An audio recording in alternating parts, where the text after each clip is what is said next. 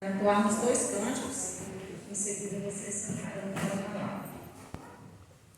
Como é bom, né? Saber que estamos aqui é porque Deus nos trouxe e Ele se importa, né, com cada um de nós. Ao erguermos as mãos para cantar e clamamos a Ti, então Ele virá. Então Jesus está aqui através do Espírito Santo. Então que nós possamos estar realmente alegres, né? Porque alto preço, né? Jesus ele pagou alto preço na cruz do Calvário por cada um de nós. Ele derramou precioso sangue para nos lavar do nosso pecado. E é maravilhoso poder servir a esse Deus único. Louvemos.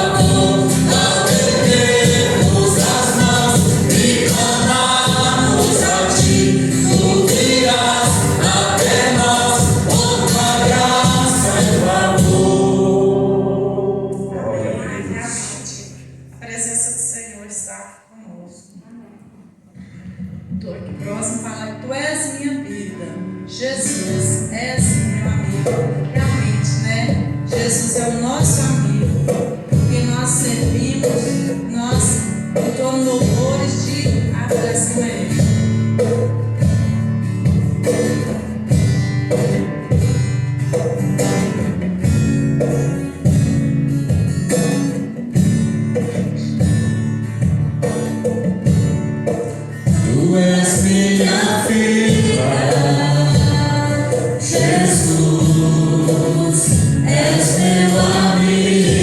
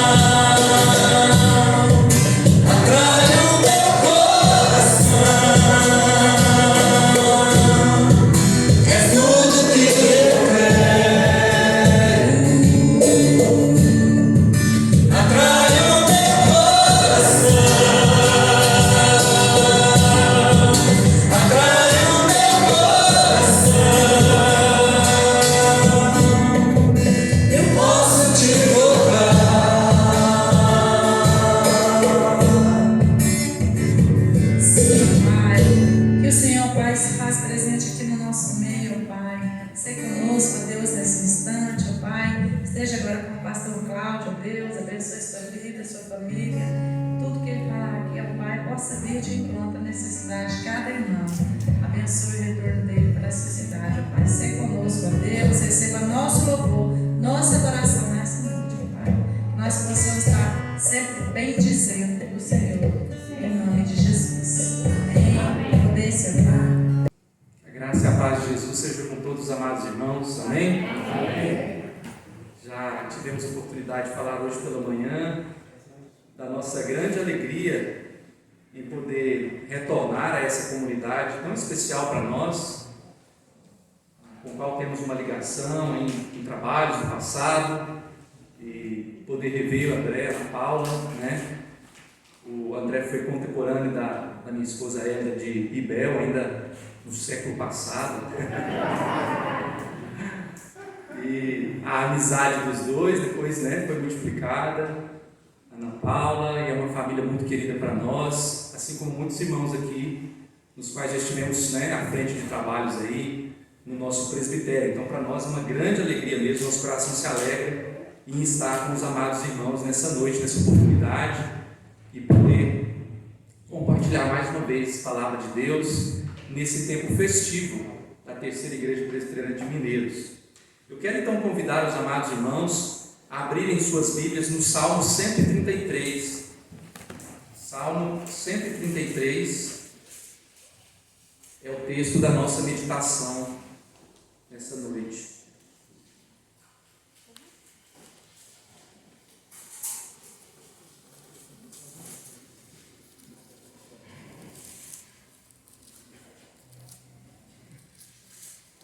Salmo 133.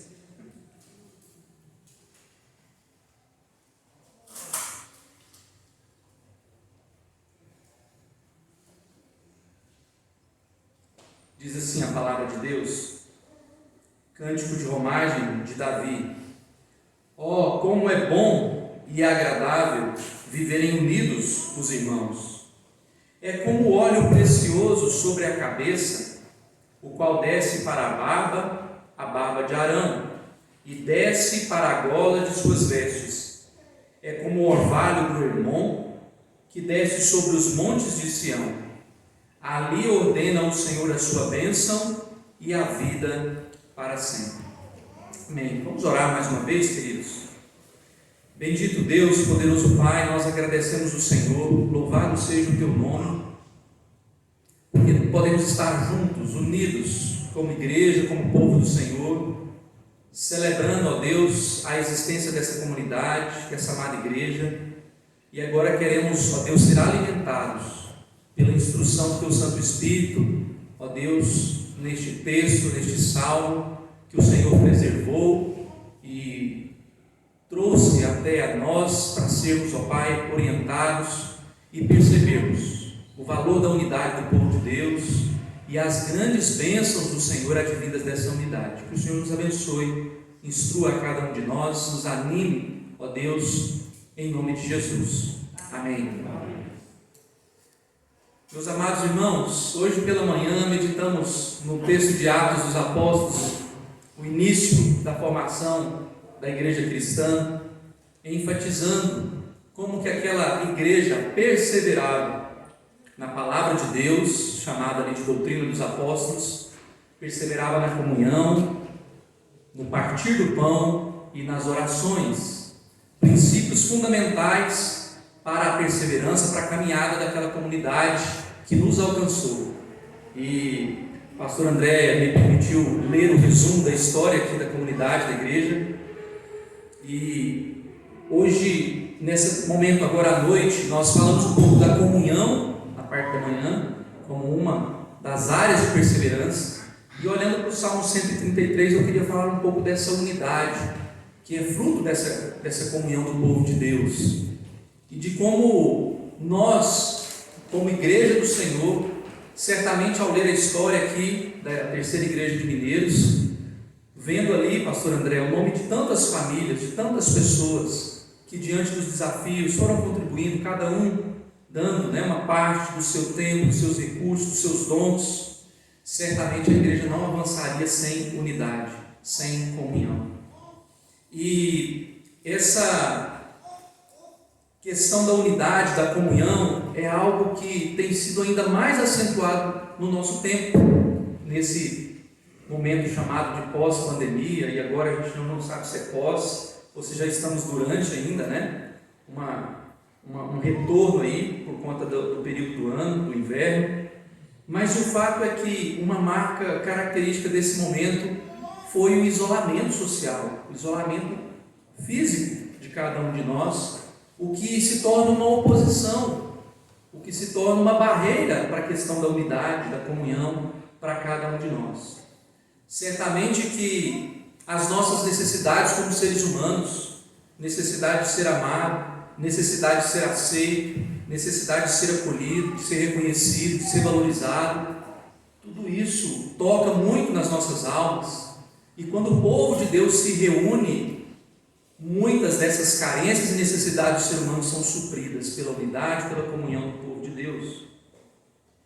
E quando nós olhamos para o Salmo 133, o Salmo de Davi, e assim como a palavra de Deus em muitos momentos vai nos mostrar que desde o momento da nossa conversão, quando o Senhor nos chama, Ele nos chama para deixar de ser um só, isoladamente, e passar a ser um eu comunitário, passarmos a ser um nós. Nós agora somos família de Deus, nós agora somos povo de Deus. A palavra de Deus está repleta de expressões quando fala de mesas fartas, de festas, de multidões, de tribos, de nações, de família, de corpo, como foi falado aqui no início. Todas essas expressões, imagens que apontam e demonstram a unidade, a comunhão do povo de Deus. Por isso, eu queria olhar ainda um pouco mais atentamente este salmo, que apesar de tão curto, nos traz preciosas lições sobre a unidade do povo de Deus. O presbítero Fred leu na sua liturgia o Salmo 126, e aqui há uma preciosa coleção dos salmos chamados Salmos de Romagem, ou Salmos de Peregrinação, porque acredita-se que essa coleção de 15 salmos, a partir do Salmo 120 até o 134, foram reunidos e agrupados porque refletem o povo de Deus nos momentos em que eles peregrinavam e caminhavam rumo a Jerusalém, que era o lugar de adoração do povo. Era o centro que representava a unidade do povo de Deus. E dentre esses 15 salmos, 4 são identificados como sendo de composição do rei Davi, e este é o 4º salmo dessa lista. E eu queria então, a partir dessa realidade, pensar com os irmãos nessa noite celebrativa, para que Deus continue abençoando e mantendo a integridade, a unidade, a comunhão dos irmãos da Terceira Igreja Presbiteriana de Mineiros, e pensar com os irmãos sobre as bênçãos da unidade do povo de Deus. O texto vai falar muito desse aspecto. E ao olharmos então para este salmo, ele tem uma divisão muito clara aqui para nós. Lá no seminário, né, pastor, falamos da divisão homilética, né? A maneira como o texto é melhor entendido. E ele tem 3 expressões que são muito interessantes. Primeiro ele diz, como é bom. No verso 2 ele vai falar, é como o óleo. E no verso 3 é como o orvalho. Ele fala que como é bom a unidade. E nos outros 2 versos ele vai exemplificar como essa unidade é uma grande bênção para o povo de Deus. Então, olhando para o primeiro verso, eu creio que ele nos mostra que a bênção da unidade, da comunhão do povo de Deus, é primeiramente uma bênção que nos traz, queridos, contentamento. É uma bênção que nos traz contentamento. Como é bom e agradável viverem unidos os irmãos. Esse versículo então abre este pequeno salmo, falando da maravilha, da alegria do salmista, no caso aqui o rei Davi, de como era prazeroso para ele poder presenciar o povo de Deus reunido. Muito provavelmente o contexto em que esse salmo foi escrito foi aquele momento narrado em 2 Samuel, capítulo 5 e capítulo 6, quando o rei Davi então leva a Arca da Aliança para Jerusalém, E como nós sabemos, a Arca da Aliança no Antigo Testamento representava a presença de Deus. E agora então, as tribos esparramadas por aquele país, em datas específicas, peregrinavam e caminhavam para o símbolo da unidade, o símbolo da presença de Deus. E Davi, certamente agora, coloca a arca ali naquele lugar, conforme Deus havia ordenado, e agora ele percebe o povo de Deus chegando, as famílias chegando, em suas caravanas, e isso alegra imensamente o coração de Davi. Então a unidade é uma grande bênção de Deus, porque ela traz esse contentamento. Não sei quantas vezes já aconteceu com os irmãos, mas por vezes na nossa caminhada a gente está desanimado, tem uma dificuldade de acordar cedo, para vir na escola dominical, não está com vontade de vir, e isso acontece com os pastores também, pastor André?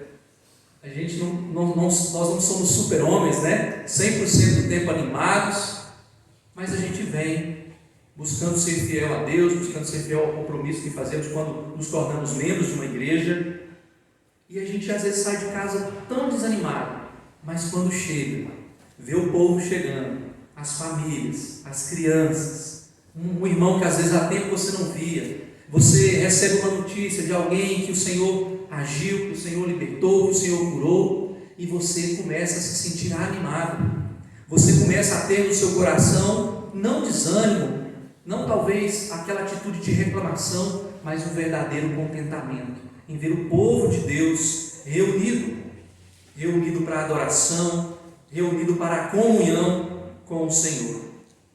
Meus irmãos, quando nós observamos a história do povo de Israel, nós vamos observar que foi uma história muito conturbada. Foram poucos os momentos de unidade do povo de Israel. Se nós observarmos desde o chamado de Abraão e o desenrolar da história, com José, seus filhos, Moisés, depois vem o período dos juízes, dos profetas, dos reis. Grande parte da história desse povo foi infelizmente marcada por grandes divisões. Houve inclusive a divisão do próprio reino, Judá ao sul, Israel ao norte. Por isso nós sabemos que nós, como seres pecadores, homens e mulheres pecadores, não temos condições de sustentar por todo o tempo esse contentamento, esta unidade, mas esta é uma obra do Senhor. Muitas vezes os inimigos dessa unidade, dessa comunhão, se manifestam pela inveja, pela maledicência, por críticas pejorativas, ou mesmo pela falta de amor demonstrado uns para com os outros. Mas certamente nós podemos buscar o Senhor que é um Deus de unidade, um Deus de comunhão, e Ele é aquele que nos restaura, e Ele que é aquele que busca criar pontes e comunhão entre o seu povo. Então, uma marca dessa unidade, dessa comunhão, certamente é a harmonia. Nós não precisamos concordar em questões periféricas, detalhes, mas nós precisamos estar unidos nos fundamentos da nossa fé, para sermos um povo coeso. Como foi citado aqui na abertura, a igreja como um corpo, o corpo tem cada um os seus membros, os membros são diferentes, porque eles cooperam uns com os outros, e assim é o povo de Deus reunido na igreja. É possível sim, queridos, existir unidade sem haver uniformidade. Se uma comunidade, o povo é tudo igualzinho, vem do mesmo jeitinho, pensa do mesmo jeitinho, cuidado. Isso, na verdade, tem mais característica de uma seita do que de uma verdadeira igreja do Senhor. Somos diferentes, fomos feitos diferentes, mas a nossa unidade está em Cristo, na fé que professamos, na obra que Ele realizou em mim e em você. Os membros do corpo são diferentes, mas todos obedecemos, como foi dito aqui também, a cabeça, e eles operam então de maneira harmoniosa. Portanto, pode sim haver unidade sem haver unanimidade. E quando o povo de Deus, queridos, vive essa unidade, vive essa comunhão, ele desfruta de uma grande alegria, de um grande contentamento. Por isso, o salmista vai bradar no verso 1: ó, como é bom e agradável viverem unidos os irmãos. O autor aos Hebreus também vai manifestar essa alegria. Lá em Hebreus 10, 25, grande texto que nós conhecemos: não deixemos de congregar-nos, como é costume de alguns, antes façamos admoestações, e tanto mais quando vedes que o dia se aproxima. Unidade, estarmos juntos, congregar, povo reunido. O povo peregrinava para Jerusalém para adoração, para estar juntos, para louvar, para agradecer as colheitas, para agradecer as bênçãos. Nós fazemos a mesma coisa hoje. Certamente que não é necessário mais a arca da aliança, porque o próprio Cristo veio, se encarnou, morreu por nós e deixou o seu Espírito para habitar em nós, e Ele está presente, onde o seu povo se reúne. Por isso, queridos, a primeira grande bênção desta unidade é essa comunhão, é usufruirmos da bondade, do prazer de estarmos unidos e sermos, por isso, servos de Deus com o coração cheio de contentamento por tudo aquilo que o Senhor faz. Mas o verso 2 vai nos trazer agora o primeiro exemplo, ou a primeira consequência dessa grande bênção, que é estarmos unidos. E ele diz que essa bênção de estarmos unidos como irmãos é como um óleo precioso sobre a cabeça, o qual desce para a barba de Arão, e desce para a gola de suas vestes.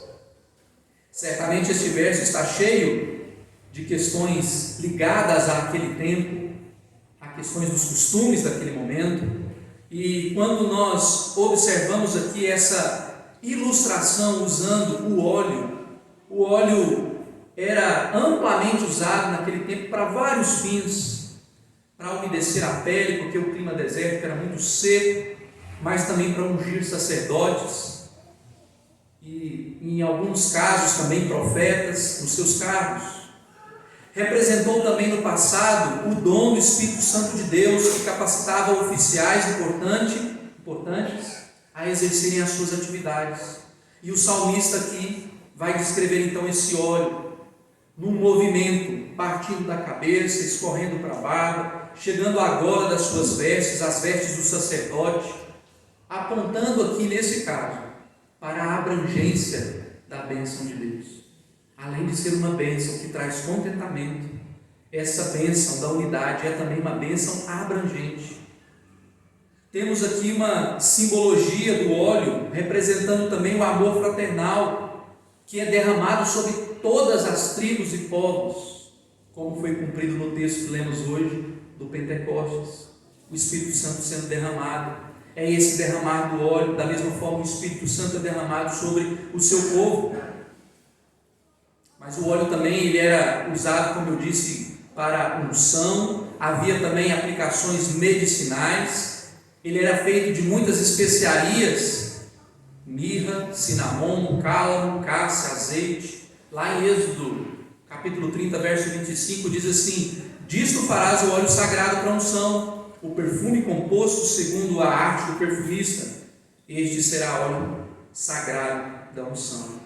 Então há aqui também uma ideia de uma maneira de nos perfumar, de ser ungido, como foi Arão para o sacerdócio, e a partir dali então ele exala um aroma muito agradável. Aquilo representa a abrangência, mas também a fragrância agradável, e nós vamos observar no Novo Testamento isso sendo comparado ao próprio Senhor Jesus, onde cada cristão precisa exalar o bom perfume de Cristo, como testemunho vivo.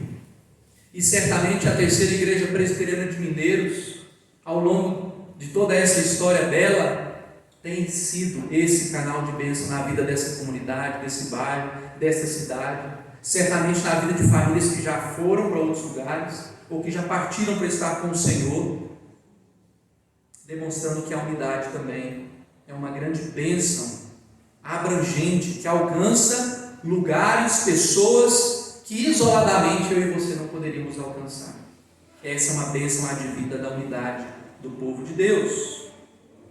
E a comunhão do povo de Deus, quando o povo está reunido, quando o povo não está dividido por partidarismo, ela também tem essa capacidade, tanto de alcançar alvos grandiosos que o Senhor tem colocado, mas também de exalar esse bom aroma, de abençoar pessoas, de transformar vidas. É uma bênção abrangente. testemunhando e alcançando até mesmo os confins da terra. Por isso é uma bênção abrangente. E em terceiro e último lugar, o texto vai falar de uma segunda comparação. Davi vai dizer que essa grande bênção do povo unido, do povo reunido em torno da adoração, como povo de Deus, como igreja do Senhor, é também uma bênção que traz renovação. Essa é a temática aí do verso 3. E ele diz, ou melhor, é como o orvalho do Hermon, que desce sobre os montes de Sião, ali ordena o Senhor a sua bênção e a vida para sempre. Queridos, essa segunda ilustração que Davi usa, mostra agora um outro tipo de líquido refrescante, se assim podemos dizer. Ele falou do óleo, que refrescava, que hidratava, que perfumava. Agora ele vai falar do orvalho, sempre pegando imagens do contexto de Israel, para demonstrar como era abençoador a igreja estar unida.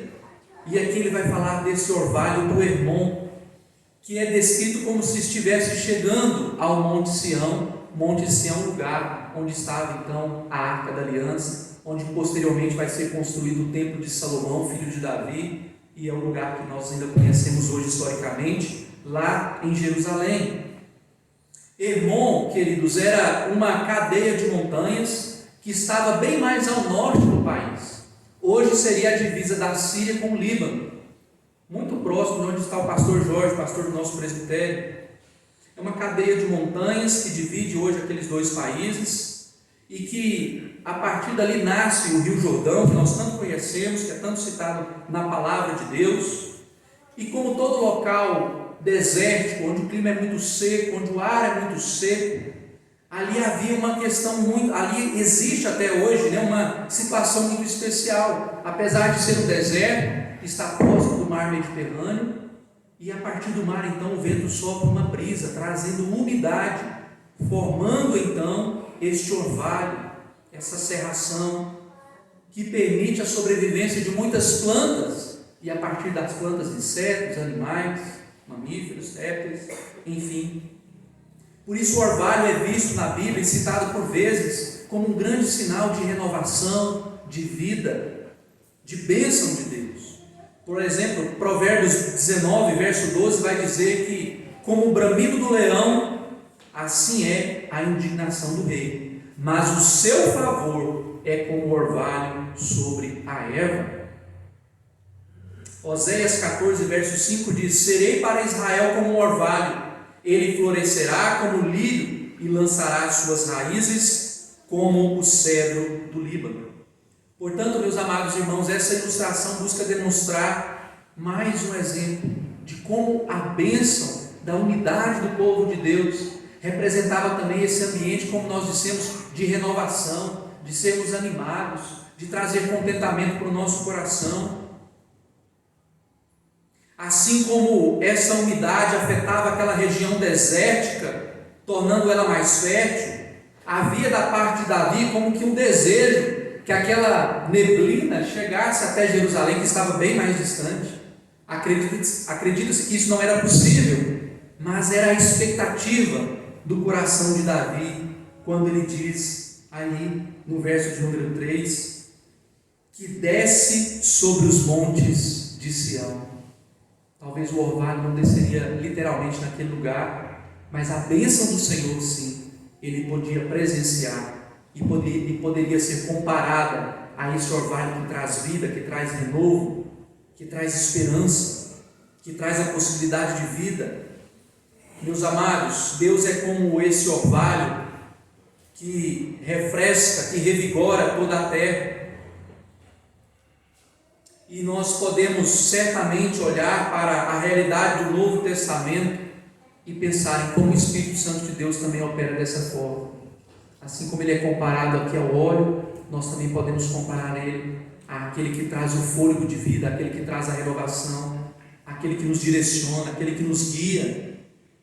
O orvalho é o símbolo do poder de Deus de gerar vida e tipifica também o Espírito Santo, que leva até os confins da terra esse refrigério daqueles amados irmãos que vivem em união. Certamente a terceira igreja presbiteriana de Mineiros, por vezes também ao longo da sua história, foi um canal de bênção, de trazer renovo, de trazer transformação na vida de muitas famílias.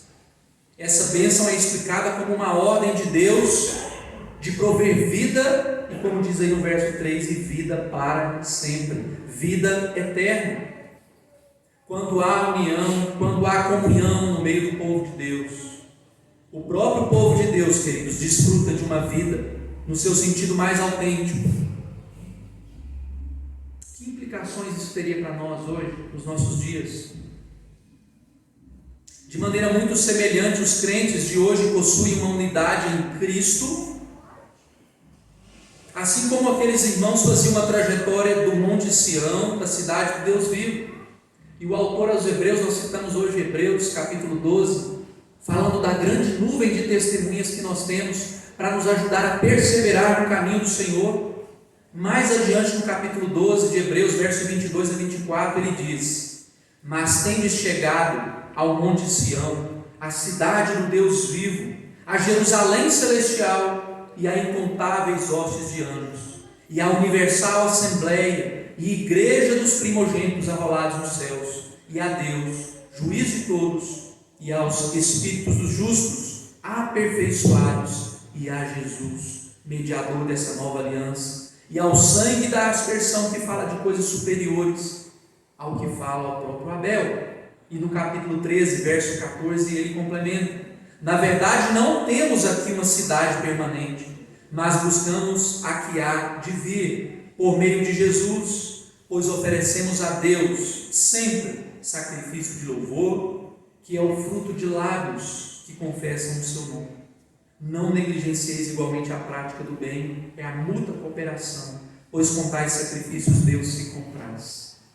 É o que temos feito quando nos dirigimos à igreja, dia após dia, quando saímos da nossa casa, viemos até esse lugar especial que o Senhor preparou para nos reunirmos, para oferecer sacrifícios de louvor ao Senhor. Cada vez que nós fazemos essa trajetória, podemos nos lembrar do povo de Israel peregrinando para Jerusalém, mas o que nos move e o que nos faz ser perseverantes e o que nos faz estarmos em unidade, em comunhão como povo de Deus, é que nós faremos no futuro, em breve, uma jornada para Jerusalém celestial.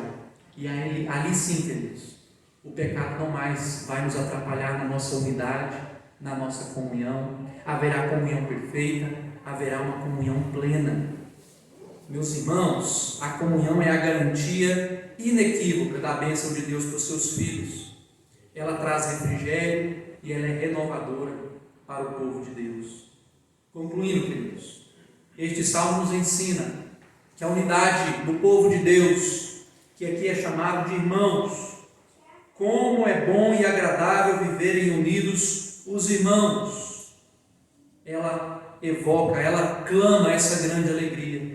E o salmista então nos incentiva para um comportamento adequado, observando a nossa necessidade de abrirmos mãos de questões menores que atrapalham a nossa unidade. E eu não tenho dúvidas de que a terceira igreja presbiteriana de Mineiros poderá continuar avançando, poderá continuar sendo perseverante no seu caminho, poderá continuar a contemplar os grandes feitos, as bênçãos, o cuidado de Deus sobre esta comunidade, quando nós nos apegamos àquilo que é mais importante, a nossa unidade. Pela manhã nós dissemos e queremos repetir que essa unidade certamente está marcada na pessoa do Senhor Jesus Cristo. A comunhão que o pecado havia quebrado lá no Éden, ela foi restaurada no sacrifício, na obra redentora do Senhor Jesus. Em Cristo, de maneira prática, eu e você podemos abrir mão de pequenas diferenças. Eu e você podemos dar um passo para o perdão, para a reconciliação. Eu e você podemos pensar na obra, podemos pensar no reino do Senhor. Enquanto presbiterianos, temos uma doutrina especial que nos ajuda quando pensamos na comunhão dos santos, na perseverança dos santos.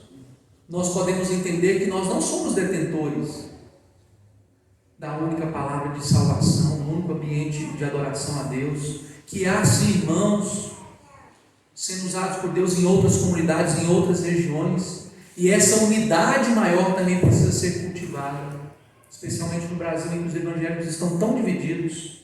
Nós podemos sim dar um passo rumo à unidade, não somente da igreja local, terceira igreja, mas fazendo parcerias, abraçando outros trabalhos, outras frentes. Certamente podemos ir mais longe.